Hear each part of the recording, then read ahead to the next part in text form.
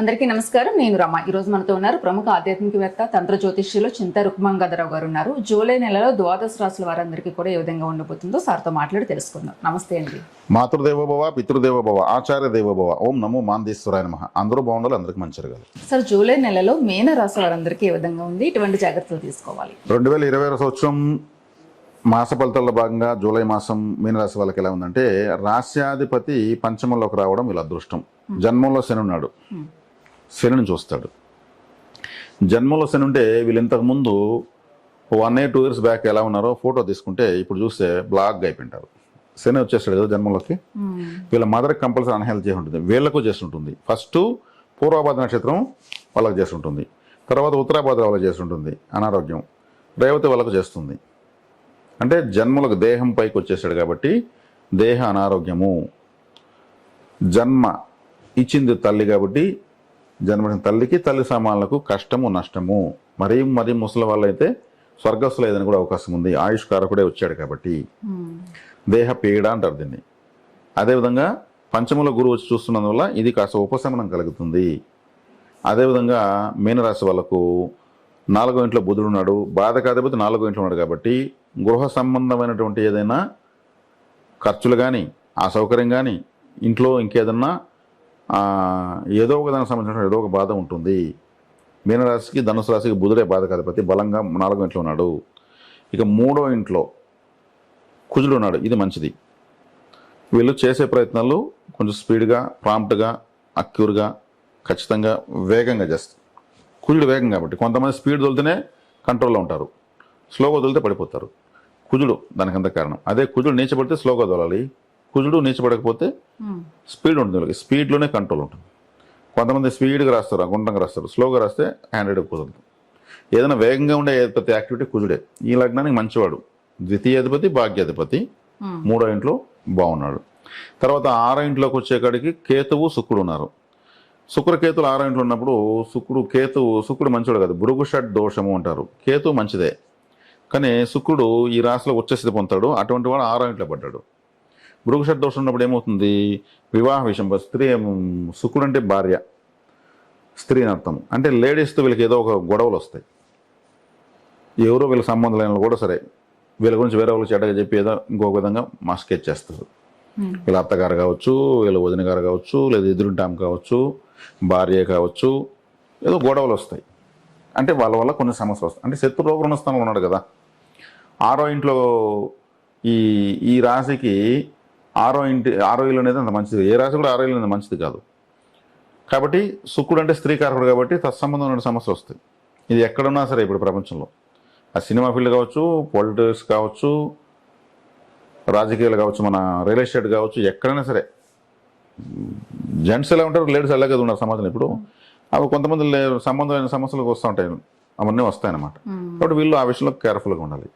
దీనికి ఏం చేయాలి, శుక్రుడు శత్రుస్థానంలో ఉన్నాడు కాబట్టి ఏం చేయాలంటే, శుక్రుడు అంటే వస్త్రాలు, బట్టలు కాబట్టి శుక్రవారం రోజు ఒక తెల్లని రిబ్బన్ తీసుకొని, వైట్ కలర్ రిబ్బను ఒక ఇంత పొడవు తీసుకొని కూడా కత్తిరించి నీళ్ళలో పారాలి.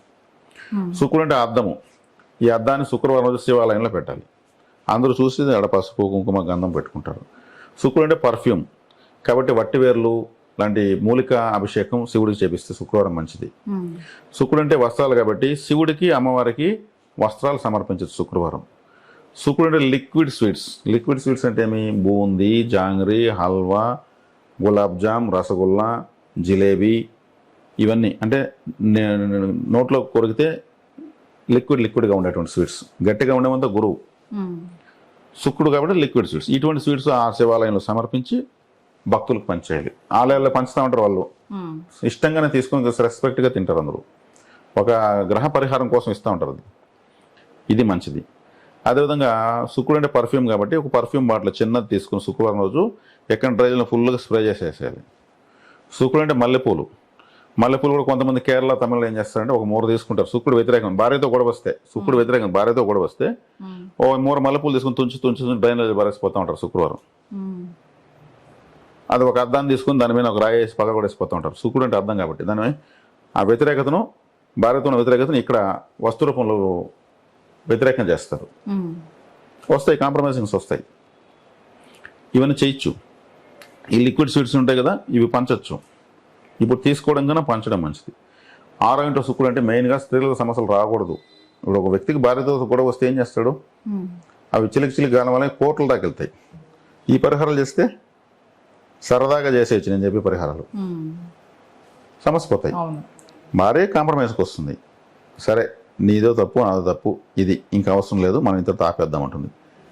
పరిహారాలు చేయకపోతే వాళ్ళ అమ్మలకు ఫోన్ చేస్తుంది, నువ్వు అట్లే ఉండు, బెట్టగానే ఉండు, మగవాడు ఎప్పుడైనా ఆడదానికి కాళ్ళ దగ్గరికి రావాల్సిందే. ఇవి చెప్తారు వాళ్ళు ఆశీర్వాదాలు.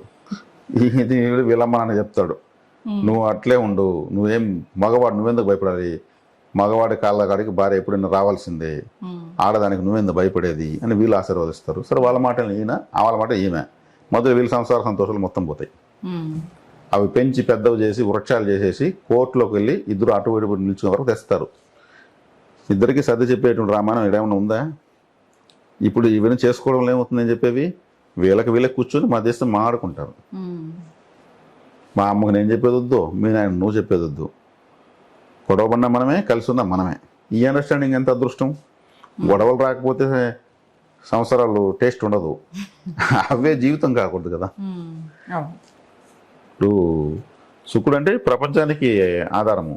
ఒక స్త్రీ లేకపోతే ప్రపంచం ఎట్లా ఉంటుంది? అప్పుడు ఆ గ్రహం వ్యతిరేకమైతే ఎట్లా ఉంటుంది? ఒక లేడీ టీచర్ ఉంటుంది, ఇప్పుడు ఒక అబ్బాయికి లేదా ఒక అమ్మాయికి శుక్రుడు ఇప్పుడు వ్యతిరేకంగా ఉంటాడు, మీనరాశి ఉంటాడు, ఆమె మాటకు వెళ్ళనే కొడుతూ ఉంటుంది, బాగా రాస్తాడు, మార్కులు తక్కువ వేస్తూ ఉంటుంది. అంటే కారకత్వం ఇన్ని రోజులు బాగుంది మేడము, ఈ మధ్య ఎందుకు నాకు అన్ని వ్యతిరేకం చేస్తాం అంటే మనం అన్వయించాలి. మన నాన్న కూడా ఉపయోగిస్తే ప్రతి చోట ఒక లేడీ కండక్టర్ ఉంటుంది, విసురుకొని టికెట్ ఇస్తుంది, పట్టు మా తొందరగా నేను మెల్లగా ఇవ్వచ్చు కదా అనిపిస్తుంది. ఆ కారకత్వం ఎక్కడికక్కడ ఇటు అంటాం బ్లింక్ అవుతూ ఉంటుంది. ఇవన్నీ పరిశీలన చేసి ఎంతో చూసాం. ఇలా చూసే ఇక్కడ ప్రతి గ్రహం కారకత్వాన్ని చూస్తూ ఉంటే అసలు ఈ సమస్య వస్తే కూడా మనకు నవ్వుతా ఉండాం అనిపిస్తుంది. కోపం అనేది రాదు. ఓహో, ఈ గ్రహము ఈ వ్యక్తి రూపంలో ఇలా ప్రవర్తిస్తూ ఉంది. గురువు వ్యతిరేకమైతే ఏమవుతుంది? గురువు అంటే సంతానం కదా, సంతానం చెప్పిన మాట వింటాం, మొండిగా తయారవుతారు. సంవత్సరం చెప్పిన మాట వినడం లేదు పిల్లలని. అంటే కారకత్వాలు మన చుట్టూ నవగ్రహ స్వరూప స్వభావాలు మన చుట్టూనే ఉంటాయి.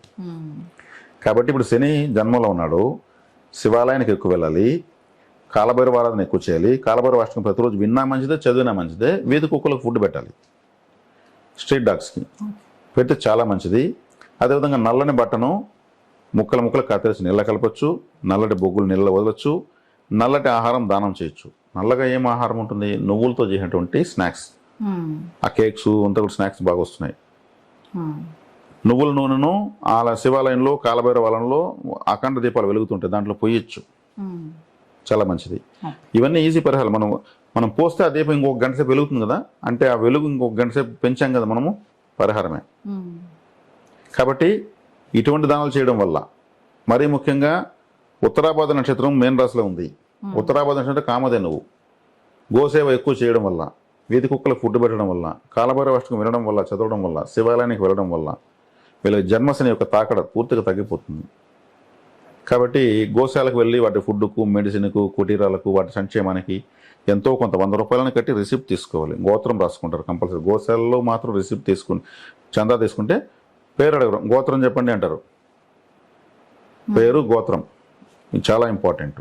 రాసి రిసిప్ట్ తెచ్చుకోవచ్చు. తెచ్చి దానికి ఏమంటే లామినేషన్ చేసి పెట్టుకోవచ్చు. నేను ఏం ఉన్నప్పుడు సోన్స్ గోశాలకు అప్పట్లో 100 రూపాయలు కట్టాను. ఒక 20 సంవత్సరాల తర్వాత 100 రూపాయలు అంటే ₹1 సమానం అప్పటికి. అటువంటి తీపి జ్ఞాపకాలు. ఇట్లా పరిహారాలు చేసామనేది ఎవిడెన్స్ ఇవంతా కూడా. ఇవి కంపల్సరీ చేయాలి. ఎందుకు ఇంత సేపు చూస్తున్నాడు? జన్మంలో శని ఉండడమే కారణం, ఇంకేం లేదు. ఇప్పుడు జన్మంలో శని ఉన్నాడు, ఎక్కడున్నాడు? మీనంలో. మీనం అంటే సముద్ర స్నానం చేయాలి. 1 గంట సేపు అలలు ఎటువైపు అటువైపు ఇట్లా కొంచెంసేపు తిరుక్కుని అటు కొంచెంసేపు తిరుక్కుని అలలను కొట్టించుకోవడం వల్ల మొత్తం పోతుంది. సముద్ర స్నానం 1 గంట సేపు నెలకోసారి ఎవరు చేస్తారో వాళ్ళకి చాలా కర్మ పోతుంది, సముద్రం కొట్టుకుపోతుంది. సముద్రంలో మన కర్మ కలిస్తే ఎవరు వెనక్కి తేలేరు. అందుకే శ్రేష్టం సముద్ర స్నానం. సముద్రంలో చేసేటువంటి పరిహార క్రియలు చాలా శక్తివంతంగా పనిచేస్తాయి. అందుకే గ్రహణ సమయంలో సముద్రం ముందర కూర్చొని చాలామంది మంత్ర సాధన చేస్తారు. అపారమైన శక్తి వచ్చేస్తుంది. కానీ చేసేంత సామాన్య విషయం కాదు. ఆ మంత్ర సాధన చేస్తుంటే గ్రహణ సమయంలో ఎట్టు ఉంటుందంటే సముద్రం ఆకాశానికి ఎత్తి మన ఎత్తు నుంచి మన్నట్టు కనిపిస్తుంది. దాన్ని తట్టుకోలేం, కనిద్ర పడిపోతాం. గురు పర్యవేక్షణ చేయాలి. మనం చెప్పిన ఎవరైనా పోయి కూర్చుంటారంటే ఇబ్బంది అవుతుంది. Okay sir. కాబట్టి వీళ్ళకి పంచమంలో గురువు ఉన్నాడు మంచిది, 4వ ఇంట్లో బుధుడు మంచిది కాదు, 3వ ఇంట్లో కుజుడు బాగా ఖచ్చితంగా ఉంటారు, 6వ ఇంట్లో శుక్రుడికి నేను తీవ్రమైనటువంటి ఖచ్చితమైనటువంటి పరిహారాలు చెప్పాను. స్త్రీలతో గొడవలు వస్తే ఏమి విన్నట్టు కనిపినట్టు వెళ్ళాలి. 6వ ఇంట్లో కేతు మంచివాడే. 6వ ఇంట్లో కేతు ఉన్నప్పుడు ఏం చేయాలి, వీళ్ళు ఎక్కువగా ఉలవచారుతో అన్నం ఎక్కువ తినచ్చు, ఉలవలకు సంబంధించినటువంటి ఫుడ్ తీసుకోవచ్చు, వినాయకుడు ఆలయానికి ఎక్కువ వెళ్ళొచ్చు. తర్వాత వీళ్ళకు రవిగ్రహం 4వ ఇంట్లో ఉంది. వాహన గృహ విషయాల్లో అప్పులు చేసేటప్పుడు కేర్ఫుల్గా ఉండాలి. మీ దగ్గర 80% డబ్బు ఉంటే 20% లోన్కి వెళ్ళి ఇల్లు కట్టచ్చు. మీరు 20% పెట్టుకుని 80% లోన్కి వెళ్ళారంటే కష్టం. మీ దగ్గర 80% క్యాష్ ఉండాలి, లోన్ 20% ఉండాలి. 80% లోన్కి వెళ్తే ఆ ఇల్లు మళ్ళీ అమ్మి అట్లే అప్పు కట్టాల్సి వస్తుంది. అది కూడా చాలదనే పరిస్థితి వస్తుంది. ఎప్పుడు కానీ లోన్ పెట్టి ఇల్లు కట్టే వాళ్ళంతా ఎక్కువ పర్సెంట్ లోన్ పెడతారు. ఎక్కువ పర్సెంట్ మన దగ్గర ఉన్నప్పుడే ఇల్లుకి ప్రయత్నించాలి, లేకపోతే ఇంటికి గృహానికి ప్రయత్నించుకోవడం మంచిది. ఇప్పుడు ఎవరో ఉన్నాను కొంతమంది అడుగుతారు హైదరాబాద్ నుంచి ఫోన్లో, ఇల్లు కట్టాలి గురుగారు మాకు గృహయోగం అంటారు. సింపుల్గా ఇల్లు కట్టాలి 2 కోట్లు కావాలి హైదరాబాద్ ఈరోజు సింపుల్గా. మీ గృహయోగం ఉందండి అద్భుతంగా అండి అంటే 2 కోట్లు ఎవరు తెచ్చిస్తారు? వాళ్ళకి ఎక్స్ప్లెయిన్ చేస్తే నిజమేనండి, ముందు ఉన్న సమస్యలు ఇవి తీర్చుకోండి, తర్వాత గృహానికి మళ్ళీ ఆలోచిద్దని చెప్తాను. కాబట్టి ఇప్పుడు 4వ ఇంట్లో బుధుడు ఉన్నాడు కాబట్టి బాధకాధిపతి, కాబట్టి 4వ ఇంట్లో కూడా రవి ఉంటున్నాడు కాబట్టి 6వ ఇంటి వాడు. అప్పు చేసి వాహనం కొనడము, అప్పు చేసి ఇల్లు కట్టడము, అప్పు చేసి ఇంకేదో ఇంటి మరమ్మతులు చేయకూడదు. ఇల్లు కడితే మనీ బ్లాక్ అయిపోతుంది, మొత్తం సిమెంట్కి రాళ్ళకి అయిపోయి లేస్తుంది. అది 10 పైసలు వడ్డీ కూడా రాదు పెట్టిన డబ్బుకి. ఈ డబ్బు నేను ఎప్పుడు ఖర్చు పెట్టినది అనేంత డబ్బు ఉంటే మీరు కట్టండి పెద్ద బంగ్లాలు. ఆ స్థాయి ఉన్న వాళ్ళు కట్టారు, కాలం లేదు. సామాన్యంగా ఉన్న వాళ్ళు ఇల్లు లేదని అవమానంగా ఫీల్ అవుతుంటారు, ఏం అవసరం ఏం లేదు. అప్పు చేసి 50 లక్షలు పెట్టి ఇల్లు కట్టేది కన్నా 50 లక్షలు వడ్డీ ఎంత వస్తుంది? అంతే కదా, ₹1,00,000 వస్తుంది. దాంట్లో 10,000 ఇచ్చేస్తే ఈయన మంచి ఇల్లు బాడుకు వస్తుంది. ఎంత మిగులుతుంది? 90,000 80,000 మిగులుతుంది. అంటే మనల్ని ఆ అమౌంటే కాపాడేస్తుంది. ఇంకా బాగా మంచి స్థాయికి వచ్చినప్పుడు కట్టుకోవచ్చు. కాబట్టి మనం ఇక్కడ ఎడ్యుకేట్ చేయడం చాలా ఇంపార్టెంట్. ఇక్కడ ఇప్పుడు ఈ రాశి వల్ల గృహయోగం ఉంది అని నేను అన్నాను అనుకో, వాళ్ళు మనం తప్పుదో పట్టించేదానికి మాస ఫలితాలు చెప్పినట్టు అవుతుంది. కాబట్టి మీనరాశి వాళ్ళు తీసుకోవాల్సిన జాగ్రత్తలు ఇవి. సముద్ర స్నానం చాలా ఇంపార్టెంట్. వీళ్ళు సముద్రం కాడికి వెళ్ళి కూడా చక్కగా గుమ్మడికాయ దిశ తీసుకొని కూడా పగలగొట్టి అక్కడే కూడా సముద్రంలో వేసేయచ్చు. మొత్తం ఎడమకాల కింద మట్టి తీసి 3 సార్లు సముద్రంలో వేయచ్చు. మన చెడ్డ మొత్తం ఎడమకాల కింద ఉంటుంది. ఎవరికైనా సముద్రంలో 3 సార్లు తీసాడు పారేసినాం అంటే కర్మ పోతుందని అర్థం. ప్రాచీన కాలంలో ఎడమకాల కింద మట్టి కానీ ఎవరైనా ఇస్తే అలా చేతపడి చేసేవాళ్ళు. పలానా ఎడమకాల కింద మట్టిది అంటే మన చెడ్డతో మనకు చెడ్డ చేయడం సులభం. అది సముద్రంలో వేసేదడం వల్ల ఏమవుతుంది?